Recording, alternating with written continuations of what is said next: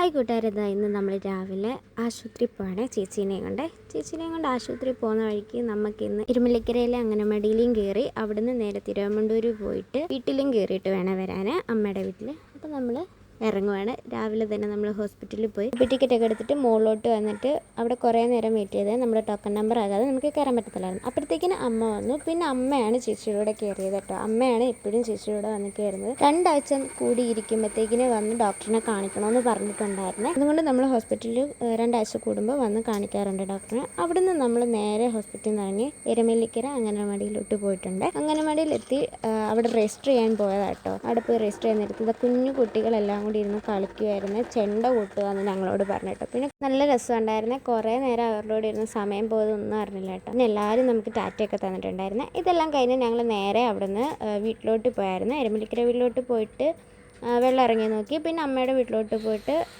സദ്യയൊക്കെ കഴിച്ചിട്ട് ഞങ്ങൾ നേരെ വീട്ടിലോട്ട് പോയി. അപ്പോൾ ഇത്രയുള്ള വീഡിയോ അടുത്തൊരു വീഡിയോ ആയിട്ട് കാണാം.